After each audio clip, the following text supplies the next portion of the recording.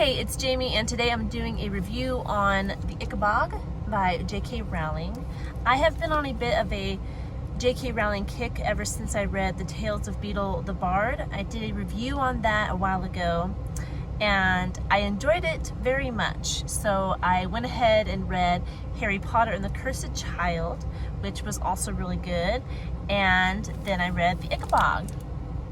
Now, full disclosure, I'm not quite done with it, but I needed to do the review because I have to give it back to the library, and I don't know if I can do a review before I finish it, but I'm close enough to the ending that I am confident giving you an overview of the story and what I think about it because I have really enjoyed it.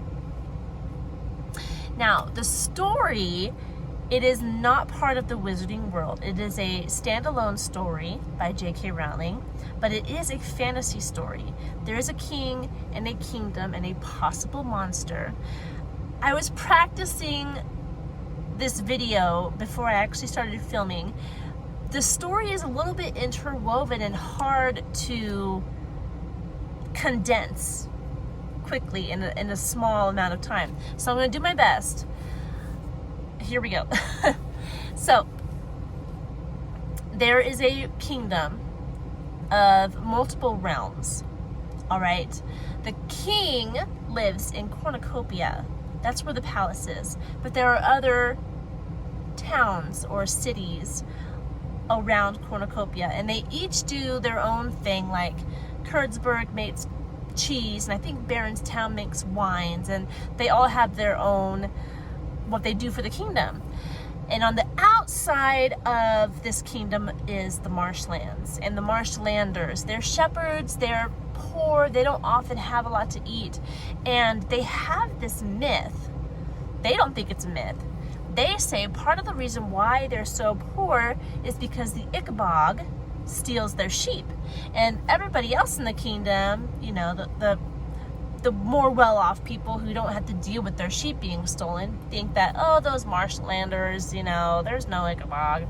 Well, one day a marshlander comes to the castle and tells the king that the Ickabog ate his dog. And King Fred the Fearless wanted his subjects to think of him as a kind king who cares about his subjects, so he decided to go investigate, even though he himself did not believe that there was an Ickabog. He got his army together and they traveled a few days until they got to the marshlands, and the marshlands are always very foggy and there was a lot of confusion, and the king got separated from the rest of the soldiers. And while he was separated, he was convinced that he actually did see the Ickabog. None of the other soldiers saw whatever it was, but amidst the confusion, a gun went off and one of the soldiers was killed. Now, the king has two evil advisors. He doesn't know they're evil. He thinks they're his friends, but they are wily and conniving, and they entertain the king and pretend to be his friends so that they can be in positions of power. One of these men, the most crafty of the two, is Lord Spittleworth. And when Major Beamish, who got shot, died, he hatched a plan. He wanted power, and he thought if he could convince the kingdom that Major Beamish was killed by the Ickabog, that he could tax them to create a Ickabog brigade, and that he could pocket the gold and become a powerful person in the kingdom, specifically in Cornucopia, which was where the palace is and everything. So he did. He threatened who he needed to, he killed who he needed to get in the position of chief advisor to the king, and he just wove this big web of a huge lie surrounding the Ickabog, that it's real, that it's killing people, it's rampaging the town. He was throwing people in prison for not listening or killing people for not believing him, and anybody who said that the Ickabog wasn't real, they were branded as treasonous and traitors, and this whole big thing got out of control, this big, huge lie. And those in power, specifically Lord Spittleworth, was threatening people and killing people to keep the lie going. There were people who knew it was a lie, but they wouldn't say anything because they were afraid that their family would be taken away. So this whole, you can see the story gets a little bit, woo, but it's a lot of fun, and I really liked it. Eventually, enough people start suspecting that this Ickabog story is a lie, and they start doing something about it. The big question in the book is there really an Ickabog? Is it true? Or was it all of it a lie? We know Lord Spittleworth's story is a lie, but did Fred actually see an Ickabog at the beginning of all of it? Did the shepherd who claimed his dog was eaten? So that's an underlying question throughout the whole book until the end, when of course everything is revealed. But that is the story, as condensed as I could give it to you. I wanted to talk a little bit about JK Rowling's writing style in this book. It's similar to the writing style in the Tales of Beetle the Bard, which is, it has a Hans Christian Andersen feel to it. Very fairy tale with an underlying theme or message that she wants to get across, and the way she tells the story and presents the characters and the way they interact with one another, it reminds me of Hans Christian Andersen, and I appreciate that. I am in the middle of reading Hans Christian Andersen's works, so it's been fun seeing the similarities between their writing styles. As far as morality, there was no profanity that I can recall. Usually I will notice it and make a note of it when I do see it, and I don't remember there being any. If you find some while reading it, I apologize. It was not enough for me to even notice it at all. I don't think there is any, to be honest. There was no sexual content, whether heterosexual or homosexual. It just wasn't in there, which was nice.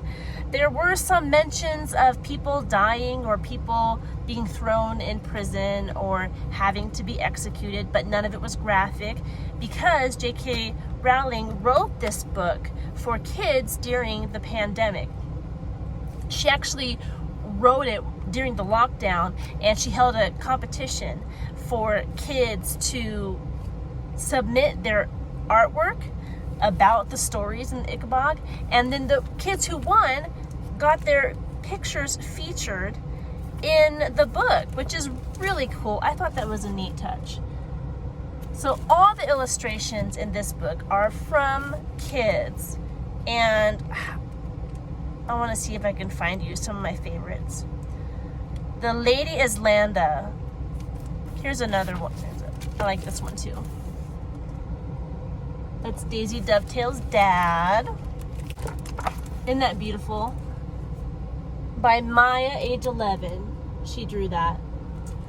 It was one that caught my eye when I was reading it. I thought it was just a beautiful picture. But I liked that touch that JK, this is another one, real quick, of Daisy Dovetail by Lucy, age 12.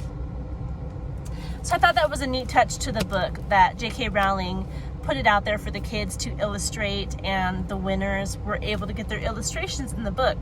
I loved that. It was good. But as far as the violence, it really isn't a lot of violence. It pretty much just tells what happened without being overly graphic, since it is a book written for a younger audience. And I appreciated that. I like getting a really good story without there having to be blood and sex and profanity and all that stuff. So this is a wholesome book about politics, actually, that's understandable for a younger reader. I enjoyed it. I enjoy JK Rowling's works anyway, so this was a fun book for me. And if you don't read Harry Potter because it's wizarding or witchcraft, I don't know what your convictions are, but you were curious about JK Rowling as an author, this would be a good book to read. It's clean and it has a good message in it. No wizarding stuff. It's just a fantasy book, and I very much enjoyed it. And I think you'll enjoy it too. That's all I have to say on this book today. I hope you read it. It's definitely worth it. If you're a JK Rowling fan, if you're a Harry Potter fan, I think you'll like this book just because JK Rowling is a good author.